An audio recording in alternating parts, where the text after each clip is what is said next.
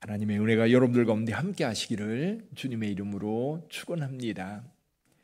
사실 여기 이사야 선지자가 말씀하고 있는 이 배경, 밑에 이야기는 절망적 상황입니다. 사실 그들의 힘으로 살아가기가 버거운, 그래서 그들 스스로 벗어나기가 정말 어려운 상황, 그런 상황에 있는 유다 백성들에게 선지자는 하나님의 말씀을 선포하고 있습니다. 자, 오늘 이사야서 우리가 오래도록 66장 긴 장을 이어서 오늘까지 왔습니다. 이사야 선지자가 마지막에 외치는 그 메시지는 뭘까? 그 절망적 상황 속에 있는 유다 백성들, 예루살렘을 향해서 주는 그 메시지, 어떤 메시지일까? 참 이 본문의 말씀을 통해서 두 부류가 있다는 것을 우리가 알 수 있습니다. 한 부류는 하나님을 가증히 여기고 우상 숭배하며 하나님을 소위 말해서 열받게 하는 그런 사람들이 있습니다. 반면에 또 한 부류의 사람들이 있는데 예루살렘이 타락하고 예루살렘이 경건하지 못한 것에 대해서 가슴 아파하면서 하나님의 뜻이 회복되기를 원하는 그런 사람이 있는 거예요. 근데 정말로 예루살렘 성이 온전히 회복되기를 원하고 온전한 거룩한 성이 되기를 간절히 소원하는 사람들은 많지 않은 거예요. 사람들이 많지 않다 보니까 안타까운 거지. 교회도 그렇습니다. 교회를 사랑하는 사람들이 많아야 됩니다. 모든 성도들이 교회를 사랑하고 모든 성도들이 교회를 위해서 합심하여 기도하면서 헌신하면 그 교회는 삽니다. 근데 교회를 진짜 염려하고 걱정하는 사람이 극소수고 나머지는 뭐 어떻게 되겠지. 그리고 섬기고 예배하는 것보다는 다른 것에 더 관심을 기울인다면 교회에 소망이 없는 겁니다. 나라와 민족도 마찬가지입니다. 이번에 국회의원들이 다시 뽑혔는데 과연 저들이 국가와 민족을 위해서 사명을 가지고 국회에 들어가서 일을 할까?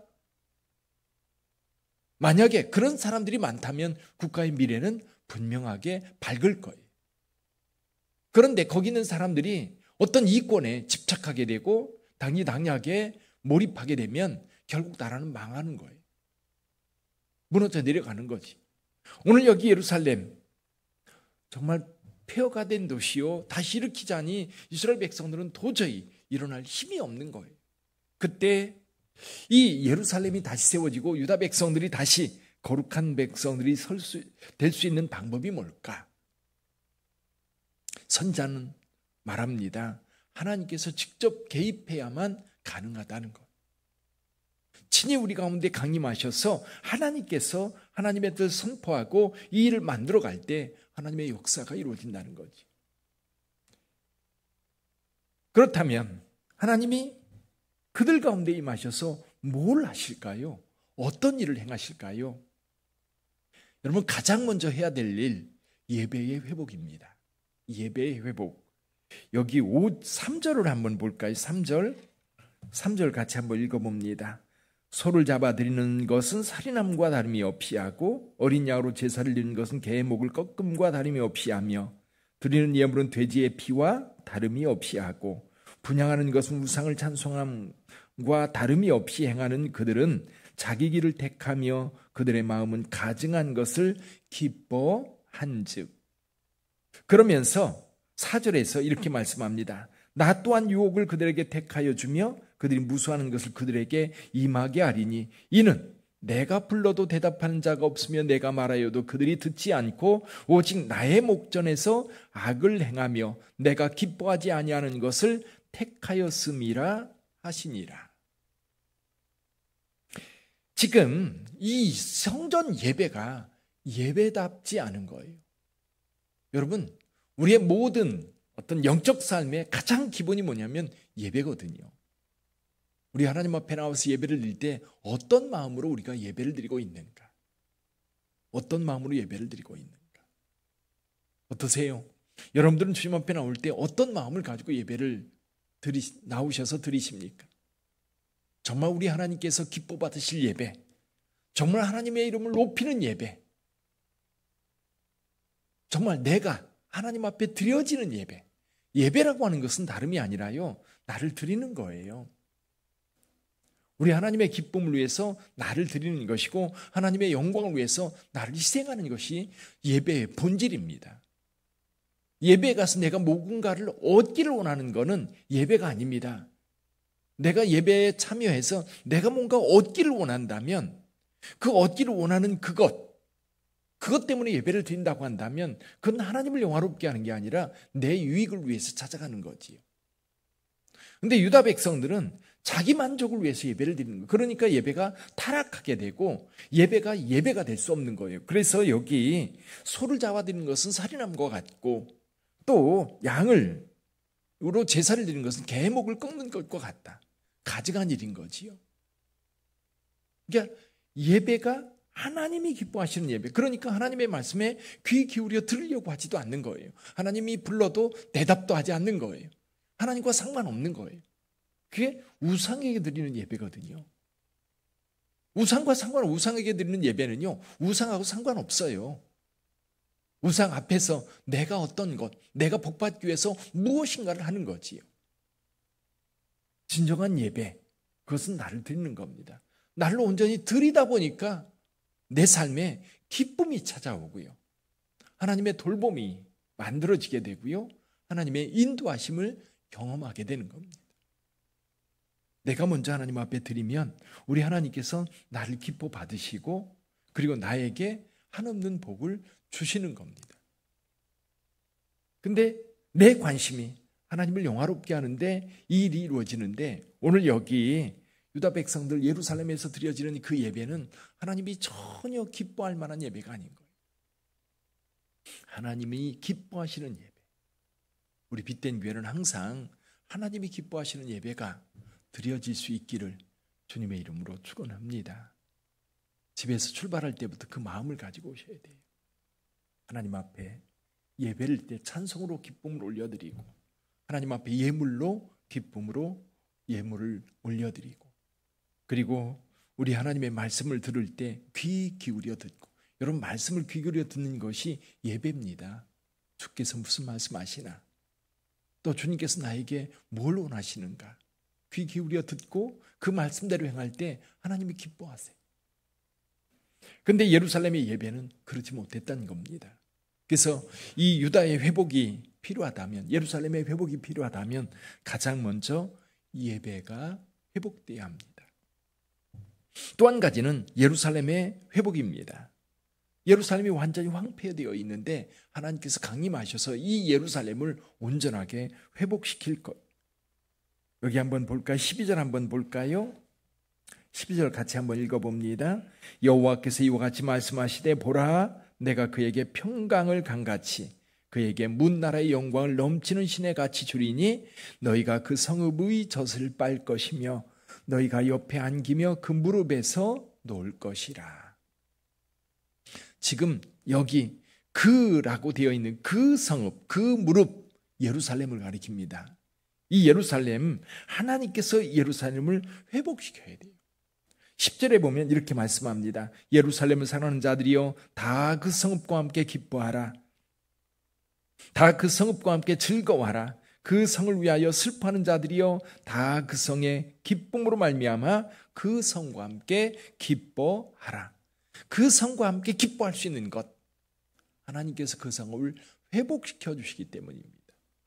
이제 폐허가 된 그 성이 이제는 온전한 성으로 하나님 앞에 세워질 거예요. 하나님께서 머무는 성읍이 될 겁니다. 그래서 이 성으로 인하여 유다 백성들은 위로를 받을 거예요. 이 성 때문에 그들은 보호를 받을 거예요.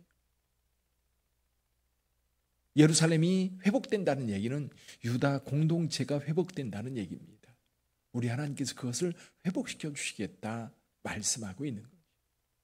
우리 하나님께서 빛된 교회도 거룩하게 세워주시기를 간절히 소원합니다. 여러분 함께 기도하면서 이 빛된 교회 공동체도 하나님께서 예루살렘을 세우는 것처럼 거룩하게 세워주시기를 늘 함께 기도하고 소원하고 헌신할 수 있기를 주님의 이름으로 축원합니다. 여러분 교회를 사랑하면서 이 말씀들 사실 이사야서의 이 말씀은 오늘 우리에게 하신 말씀이에요. 우리에게 우리 공동체를 어떻게 회복시켜 갈 건가? 사실 우리 주님께서 성령으로 오늘 함께하고 계시거든요. 그 성령의 능력과 권세가 우리를 힘있게 하는 줄 믿습니다. 한 가지 더 말씀드린다면, 그렇게 예루살렘이 회복되고 나면 어떤 일이 벌어지느냐면 이방인들이 몰려와요. 이방인들이 몰려와서 오히려 이방인들이 세계에 이 하나님의 권세를 전하고 예루살렘의 영광을 선포하게 될 거예요. 여기 18절을 한번 볼까요? 18절 같이 한번 읽어봅니다. 내가 그들의 행위와 사상을 아노라. 때가 이르면 문나라와 언어가 다른 민족들을 모으리니 그들이 와서 나의 영광을 볼 것이며, 그들이 나의 영광, 누구의 영광? 하나님의 영광을 맛보게 될 겁니다. 그러면 그걸로 끝나나요? 그들이 와서 하나님의 영광을 맛보고 나서 아, 대단하다, 하나님의 영광 받으소서, 그러고 끝나는 게 아닙니다. 그들이 돌아가서 온 세상 사람들에게 하나님의 영광을 선포할 거예요. 19절 읽어봅니다. 19절 내가 그들 가운데에서 징조를 세워서 그들 가운데서 도피한 자를 여러 나라 곧 다시스와 뿔과 활을 당기는 룻과 및 두발과 야완과 또 나의 명성을 듣지도 못하고 나의 영광을 보지도 못한 먼 섬들로 보내리니 그들이 나의 영광을 문 나라에 전파하리라. 할렐루야. 오히려 이방인들이 몰려와서 이방인들이 하나님의 영광을 온 세상에 증거할 거라는 거예요. 여러분, 이 유대인들, 그 예언서나 구약 성경을 읽다 보면 아주 극단적 유대인만이 하나님의 백성이요 하나님의 영광을 위하여 쓰임 받는다라고 그렇게 생각하면서 이방인들을 아주 철저하게 배제하려고 하는 그런 경향이 있고, 또 한편에서는 이렇게 온 세계를 향한 선교적 차원을 선포하는 그런 말씀들이 있어요. 오늘 본문의 말씀은 유다 민족으로 끝나는 게, 유다 민족은 하나의 제사장 나라가 될 것이고요, 이 영광은 온 세상에 선포되어서 세상 모든 사람들이 하나님의 영광 가운데 나오게 될 겁니다. 그걸 꿈꾸면서 미래를 보고 있는 겁니다. 근데 여러분 가만히 생각해 보세요. 이게 언제 이루어지죠? 언제 예루살렘의 영광이 드러나고 언제 이방인들이 몰려와서 이방인들이 온 세상에 하나님의 영광을 선포합니까? 예수께서 우리 가운데 오셔서 우리를 위하여 죽으시고 부활하신 이후에 예수님의 제자들을 통해서 이 복음이 온 세상에 선포되는데, 여러분 선포되면서 유대인들은 오히려 극소수에 불과하고 이 기독교는 이방인으로 넘어가요. 그래서 이방인의 사도들을 통해서 전 세계로 이 복음이 선포되어서 오늘 우리에게까지 이 복음이 전해진 거예요. 할렐루야. 선지자들이 꿈꾸었던 그 나라가 바로 예수 그리스도를 통해서 이루어졌고요, 그때부터 선포되었던 말씀은 계속해서 확장되어 가고 있어요. 미국이나 우리나라, 유럽 사회에서 기독교가 쇠퇴한다고 말합니다. 그러나 지구촌 전체를 보면요, 기독교는 여전히 강력하게 확산되어 가고 있어요. 우리나라가 처음으로 10,000명이 넘는 교회가 생겼어요. 우리나라에서. 근데 지금요, 동남아에도, 싱가포르에도, 저 아프리카에도, 저 중남미에도 10,000명, 20,000명 모이는 교회들이 수두룩하게 생겼어요. 우리나라는 점점 그 확대되어 가는 것이 줄어들고 있다고 한다면 전 세계적으로, 그럼 무슨 얘기를 하는 겁니까? 복음은 여전히 살아있는 거예요. 복음이 지나간 자리에 하나님의 영광은 그대로 머물러 있어요. 누구를 통해서? 하나님을 온전하게 예배하고 또 그 하나님의 회복에 온전히 들어가서 그 하나님의 도움의 손길을 경험하는 자들을 통해서 하나님의 역사는 여전히 지금도 만들어지고 있는 거예요. 사랑하는 성도 여러분, 우리 빛된 교회 공동체를 생각해 봅니다. 우리 하나님께서 이 교회를 세워서 50년 가까이 지금 인도하고 있어요. 2000년에 비하면 아주 짧은 시간이죠. 그렇죠? 2000년에 비하면 굉장히 짧은 시간인데 이제 주님 오시는 그날까지 우리 빛된 교회는 흥왕하여 나가야 됩니다. 이를 위해서 우리는 기도하고, 이를 위해서 헌신하고, 이를 위해서 온전한 예배자로 하나님 앞에 서야 되는 거지요. 이사야서의 마지막 메시지는 결국 하나님 앞에 헌신된 그들을 통해서 이 복음은 온 세상으로 번져나갈 겁니다.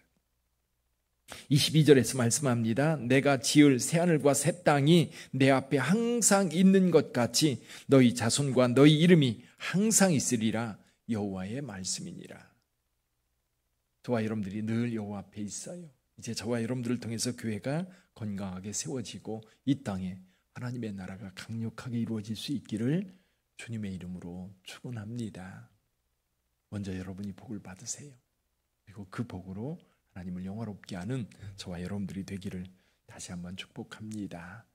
기도하겠습니다.